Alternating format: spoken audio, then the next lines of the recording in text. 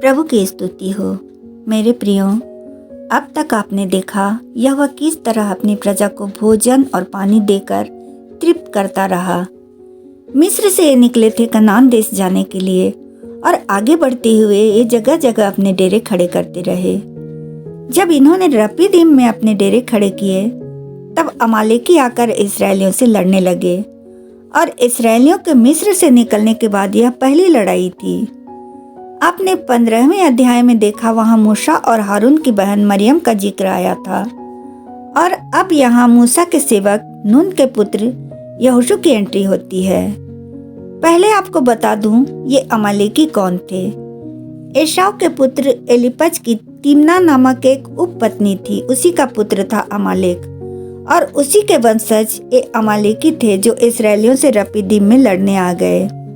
एसाव के वंश वाले तो परमेश्वर से दूर होकर अधर्म में लिप्त हो गए थे। तब मूसा ने यहोशू से कहा, हमारे लिए कई पुरुषों अर्थात योद्धाओं को चुनकर अलग कर ले और बाहर जाकर अमालेकियों से लड़, और मैं कल परमेश्वर की लाठी लिए हुए पहाड़ी की चोटी पर खड़ा रहूंगा। मूसा की आज्ञा से यहोशू अमालेकियों से लड़ने लगा और मूसा, हारून और हूर जो यहूदा के गोत्र का था, ये तीनों ही पहाड़ी की चोटी पर चढ़ गए। जब तक मूसा अपना हाथ उठाए रखता था तब तक तो इस्राएल प्रबल होता था, परंतु जब वह अपना हाथ नीचे कर लेता था तब अमालेक प्रबल होता था। पर जब मूसा के हाथ भर गए तब उन्होंने एक पत्थर पर मूसा को बिठा दिया और हारून और हूर उसके एक एक हाथ को उठाकर संभाले रहे और सूर्यास्त तक उसके हाथ को वे वैसे ही उठाकर पकड़े रहे। तब यहोशू ने अपने अनुचरों समेत अमालेकियों को तलवार के बल से हरा दिया। तब यहोवा ने मूसा को कहा, इस बात को स्मरण रखने के लिए पुस्तक में लिख ले और यहोशू को सुना दे कि मैं आकाश के नीचे से अमालेक का स्मरण पूरी रीति से मिटा डालूंगा। तब मूसा ने एक वेदी बनाकर उसका नाम यहोवा निसी रखा, जैसे अब्राहम ने मोरिया पर्वत पर परमेश्वर का नाम यहोवा ईरे रखा था। तब मूसा ने कहा, यहोवा ने शपथ खाई है कि अमालेकियों से वह पीढ़ियों तक लड़ता रहेगा। जब मूसा के ससुर मिद्यान के याजक इत्रो ने ये सारी बातें सुनी, तब मूसा की पत्नी सिप्पोरा और उसके दोनों पुत्रों गेर्शोम और एलिएजर को संग लिए हुए मूसा के पास जंगल में परमेश्वर के पर्वत के पास आया। मेरे प्रियो, हमने देखा था जब मूसा मिस्र जाने के लिए निकला था तब उसकी पत्नी और पुत्र उसके साथ गए थे, परंतु फिर वे अपने ननिहाल कब वापस आए इसका उल्लेख हम नहीं पाते हैं। जब मूसा के ससुर ने उसे खबर दी कि मैं तेरी पत्नी और बेटों को तेरे पास ले आया हूँ, तब मूसा अपने ससुर से भेंट करने को निकला और उसे दंडवत करके चूमा। फिर एक दूसरे का कुशल क्षेम पूछते हुए डेरे पर आ गए। तब मूसा ने अपने ससुर को उस सारी बातें विस्तार से बतलाई जो यहोवा ने उनके साथ भलाई की थी। तब इत्रो ने उस समस्त भलाई के कारण जो यहोवा ने इस्राएलियों के साथ की थी कि उन्हें मिस्रियों के वश से छुड़ाया था, मग्न होकर यहोवा को धन्य कहा और कहा, अब मैंने जान लिया है कि यहोवा सब देवताओं से बड़ा है, वरन उस विषय में भी जिससे उन्होंने इस्राएलियों के साथ अहंकार पूर्ण व्यवहार किया था। मेरे प्रियो, मूसा का ससुर जो मिद्यान का पुजारी था, परमेश्वर के लिए होम बलि और मेल बलि चढ़ाया और हारून इस्राएलियों के सब पुण्यों समेत मूसा के ससुर के साथ परमेश्वर के आगे भोजन करने को आया। दूसरे दिन मूसा लोगों का न्याय करने बैठा और भोर से सांझ तक लोग उसके आसपास खड़े रहे। तब मूसा के ससुर ने उससे पूछा कि भोर से सांझ तक अकेले ही तू यह क्या काम करता है। तब मूसा ने उसे बताया कि लोग मेरे पास परमेश्वर से पूछने आते हैं। जब जब उनका कोई मुकदमा होता है तब मैं उनका न्याय करता हूँ और परमेश्वर की विधि और व्यवस्था उन्हें समझाता हूँ।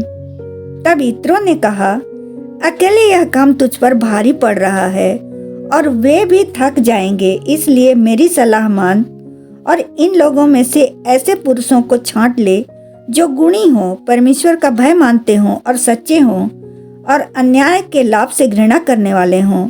उनको 1000-1000, 100-100, 50-50 और 10-10 मनुष्यों पर प्रधान नियुक्त कर दे और वे लोग इनका न्याय किया करें और बड़े बड़े मुकदमों को तेरे पास लाया करें, तब तेरा बोझ हल्का होगा। यदि तू यह उपाय करे और परमेश्वर तुझको ऐसी आज्ञा दे, तब तू ठहर सकेगा और ये लोग अपने स्थान को कुशल से पहुंच सकेंगे। तब मूसा ने अपने ससुर की बात मानकर जैसी उसने उसे सलाह दी थी वैसा ही किया। फिर उसने अपने ससुर को विदा किया और उसने अपने देश का मार्ग लिया। मिस्र से निकलने के ठीक 3 महीने बीतने पर इस्राएली रपीदीम से कूच करके सीनै के जंगल में आए और पर्वत के आगे अपने डेरे खड़े किए और छावनी डाली। तब मूसा पर्वत पर परमेश्वर के पास चढ़ गया और यहोवा ने पर्वत पर से उसको पुकार कर कहा, याकूब के घराने को मेरा यह वचन सुना। तुमने देखा है कि मैंने मिस्रियों के साथ क्या किया और तुमको मानो उकाब पक्षी के पंखों पर चढ़ाकर अपने पास ले आया हूँ। इसलिए अब यदि तुम मेरी वाचा का पालन करोगे तो सब लोगों में से तुम ही मेरा निज धन ठहरोगे। समस्त पृथ्वी तो मेरी है और तुम मेरी दृष्टि में याजकों का राज और पवित्र जाति ठहरोगे। मेरे प्रियो, परमेश्वर ने जो बातें इस्राएलियों के लिए कही वही बातें नए नियम के 1 पत्रस 2:9 पद में हमारे लिए कही हैं कि तुम एक चुना हुआ वंश और राजपदधारी याजकों का समाज और पवित्र लोग और परमेश्वर की निज प्रजा हो। तब मूसा ने उनके पुरनियों को बुलवाया और जो आज्ञा यहोवा ने उसे दी थी उनको समझा दी और सब लोग मिलकर बोल उठे, जो कुछ यहोवा ने कहा है वह सब हम नित करेंगे। तब लोगों की बातें मूसा ने यहोवा को सुनाई। तब यहोवा ने मूसा से कहा, सुन, मैं बादल के अंधियारे में होकर तेरे पास आता हूँ, इसलिए कि जब मैं तुझसे बातें करूं तब वे लोग सुने और सदा तुझ पर विश्वास करें। और मूसा ने यहोवा से लोगों की बातों का वर्णन किया। तब यहोवा ने मूसा से कहा, लोगों को आज और कल पवित्र करना और वे अपने वस्त्र धो लें और तीसरे दिन तक तैयार हो जाएं, क्योंकि तीसरे दिन यहोवा सब लोगों के देखते सीनै पर्वत पर उतर आएगा। और तू लोगों के लिए चारों ओर बाड़ा बांध देना और उनसे कहना, तुम सचेत रहो कि पर्वत पर ना चढ़ो और उसकी सीमा को भी ना छुओ, और जो कोई पहाड़ को छुए वह निश्चय मार डाला जाए, उस पर पथराव किया जाए, उसे तीर से छेदा जाए, चाहे वह पशु हो चाहे मनुष्य, कोई जीवित ना बचे। जब महाशब्द वाले नरसिंगे का शब्द देर तक सुनाई दे तब लोग पर्वत के पास आए। मेरे प्रियो, आपने देखा यह परमेश्वर ने जिन्हें सारे जगत में से अपनी निज प्रजा करके चुना था, उनके लिए परमेश्वर के कैसे कठोर नियम थे। और अभी आगे आगे और भी नियमों को आप देखेंगे जो कि यहोवा ने उन्हें दिए थे। उस समय इस्राएली परमेश्वर के निकट जा भी नहीं सकते थे, परंतु आज हम यीशु मसीह के माध्यम से परमेश्वर के निकट जा सकते हैं। तो व्यवस्था की बहुत सी बातें हम पर लागू नहीं होती, जैसे कि खतना, शब्बत, दशमांश और उस समय के कोई भी पर्व त्योहार। पौलुस ने कहा, क्योंकि यीशु के आने से पहले व्यवस्था की अधीनता में हमारी रखवाली होती थी और यीशु के आने तक हम व्यवस्था के बंधन में रहे, इसलिए व्यवस्था यीशु तक पहुंचाने के लिए हमारी शिक्षक हुई है कि हम यीशु पर विश्वास करने के द्वारा धर्मी ठहरें। परंतु जब यीशु आ चुका तो हम अब शिक्षक अर्थात व्यवस्था के अधीन ना रहें। इसलिए यदि कोई मसीह में है तो वह नई सृष्टि है, पुरानी बातें बीत गई, देखो सब बातें नई हो गई हैं। तब मूसा ने पर्वत से उतरकर लोगों को पवित्र कराया और उन्होंने अपने वस्त्र धो लिए। और मूसा ने लोगों से कहा, तीसरे दिन तक तैयार हो जाओ और स्त्रियों से अलग रहो। तीसरे दिन भोर होते ही बादल गरजने और बिजली चमकने लगी और पर्वत पर काली घटा छा गई। फिर नरसिंगे का बड़ा भारी शब्द हुआ और छावनी के सारे लोग कांप उठे। तब मूसा उन्हें छावनी से निकालकर परमेश्वर से भेंट कराने ले गया और वे पर्वत के नीचे खड़े रहे। और यहोवा आग में होकर सीनै पर्वत पर उतरा और पूरा पर्वत धुएं से भर गया। धुआं भट्ठे का सा उठ रहा था और पूरा पर्वत बहुत कांप रहा था। फिर जब नरसिंगे का शब्द बढ़ता हुआ बहुत भारी हो गया तब मूसा बोला और परमेश्वर ने उसकी वाणी सुनकर उसे उत्तर दिया और मूसा को पर्वत की चोटी पर बुलवाया। तब मूसा ऊपर चढ़ गया। तब यहोवा ने मूसा से कहा, नीचे उतरकर लोगों को चेतावनी दे, कहीं ऐसा न हो कि वे बाड़ा तोड़कर यहोवा को देखने आए और नष्ट हो जाएं। और याजक जो यहोवा के समीप आया करते हैं वे भी अपने को पवित्र करें, कहीं ऐसा न हो कि यहोवा उन पर टूट पड़े। तब मूसा ने यहोवा को आश्वासन दिया कि वे पर्वत के नजदीक भी नहीं आएंगे। फिर भी यहोवा ने मूसा से कहा, तू उतर तो जा और हारून समेत ऊपर आ और बाकी लोगों को चिता दे। अतः ये बातें मूसा ने उतरकर लोगों को सुनाई। तब यहोवा परमेश्वर ने मूसा के द्वारा इसराइलियों को 10 आज्ञाएं दी कि मैं तेरा परमेश्वर यहोवा हूँ, जो तुझे दासत्व के घर अर्थात मिस्र देश से निकाल लाया है। तू मुझे छोड़ दूसरों को ईश्वर करके ना मानना। तू अपने लिए कोई मूर्ति खोद कर ना बनाना, न किसी की प्रतिमा बनाना जो आकाश में या पृथ्वी पर या पृथ्वी के जल में है। तू उनको दंडवत ना करना और न उनकी उपासना करना, क्योंकि मैं तेरा परमेश्वर यहोवा जलन रखने वाला परमेश्वर हूँ, और जो मुझसे बैर रखते हैं उनके बेटों, पोतों और परपोतों को भी पितरों का दंड दिया करता हूँ। मेरे प्रियो, परमेश्वर को मूर्तों से घृणा है। इसी कारण उसने किसी भी प्रकार की मूर्त या प्रतिमा बनाने को मना किया, यहाँ तक कि उसकी अपनी भी नहीं, क्योंकि वह तो निराकार है, अदृश्य है। फिर कोई भी उसे मूर्त का आकार कैसे दे सकता है? तू अपने परमेश्वर का नाम व्यर्थ ना लेना, क्योंकि जो यहोवा का नाम व्यर्थ ले वह उसको निर्दोष ना ठहराएगा। कुछ लोग अपनी बात को सच साबित करने के लिए परमेश्वर की झूठी कसम खाते हैं। उन्हीं के विरुद्ध यह आज्ञा दी गई है, तू विश्राम दिन को पवित्र मानना, क्योंकि 6 दिन में यहोवा ने आकाश, पृथ्वी और समुद्र और जो कुछ उनमें है बनाया, और 7वें दिन विश्राम किया। इस कारण यहोवा ने विश्राम दिन को आशीष दी और उसको पवित्र ठहराया। मेरे प्रियो, यह आज्ञा भी इस्राएलियों के लिए है। आज के दिन यह आज्ञा हम पर लागू नहीं होती, क्योंकि हम यीशु की शिक्षा पर चलते हैं, और यीशु आप ही शब्द के दिन बीमारों को चंगा करते थे। और उन्होंने कहा भी था कि मनुष्य का पुत्र शब्द के दिन का भी स्वामी है। यीशु की आज्ञाएं इससे भी बड़ी हैं, जो हम आगे चलकर देखेंगे।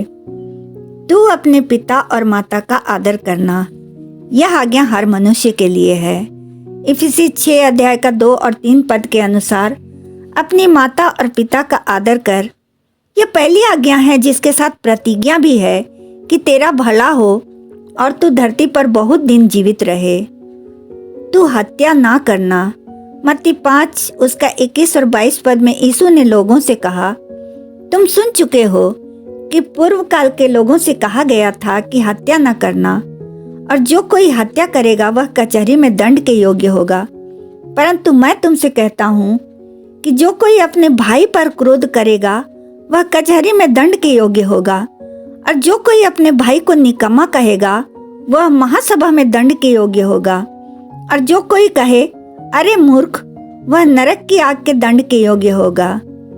तो व्यभिचार न करना। मत्ती 5 उसका 27 और 28 पद में यीशु कहते हैं, तुम सुन चुके हो कि कहा गया था व्यभिचार न करना, परंतु मैं तुमसे यह कहता हूँ कि जो कोई किसी स्त्री पर कुदृष्टि डाले वह अपने मन में उससे व्यभिचार कर चुका। तू चोरी ना करना।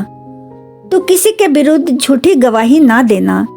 तू किसी के घर का, स्त्री का या दास दासी या पशु का लालच ना करना। मेरे प्रियो, यह 10 आज्ञाएं थी जो परमेश्वर ने इस्राएलियों को दी थी। तब सब लोग गर्जन और बिजली और नरसिंगे के शब्द सुनते और धुआं उड़ते पर्वत को देखकर कांपकर दूर खड़े हो गए, और उन्होंने मूसा से कहा, तू ही हमसे बातें कर, तब तो हम सुन सकेंगे, परंतु परमेश्वर हमसे बातें ना करे, ऐसा ना हो कि हम मर जाएं। मेरे प्रिय, वे परमेश्वर से डरते तो थे, परंतु फिर भी उसकी आज्ञाओं को नहीं मानते थे। मूसा ने उनसे कहा, डरो मत, परमेश्वर इसलिए आया है कि तुम्हारी परीक्षा करे और उसका भय तुम्हारे मनों में बना रहे कि तुम पाप ना करो। वे लोग दूर ही खड़े रहे, परंतु मूसा घोर अंधकार के समीप गया जहां परमेश्वर था। तब यहोवा ने मूसा से कहा, तू इस्राएलियों को मेरे ये वचन सुना।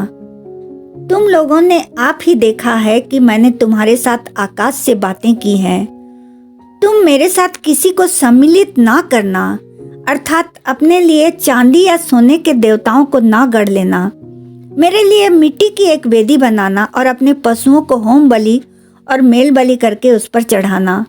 जहाँ जहाँ मैं अपने नाम का स्मरण कराऊं, वहाँ मैं आकर तुम्हें आशीष दूंगा। और यदि तुम मेरे लिए पत्थरों की वेदी बनाओ तो तरासे हुए पत्थरों से ना बनाना, क्योंकि जहाँ तुमने उस पर अपने हथियार लगाया तुम उसे अशुद्ध कर दोगे। और मेरी वेदी पर सीढ़ी से कभी न चढ़ना, कहीं ऐसा न हो कि तेरा तन सीढ़ी पर नंगा देख पड़े। मेरे प्रियो, निर्गमन 20 अध्याय तक में आपने देखा परमेश्वर अपनी प्रजा को कैसे मिस्र देश से निकालकर उनकी देखभाल करता रहा, उनका पालन पोषण करता रहा और वे बहुत दिनों तक जीवित रहे। इसके लिए उन्हें व्यवस्था और आज्ञाओं को दिया। अभी आगे आप व्यवस्था के और भी कई नियमों को देखेंगे, जिसे मैं अगले रिकॉर्डिंग में लेकर आऊंगी। तब तक के लिए यीशु सहाय। जय मसीह की।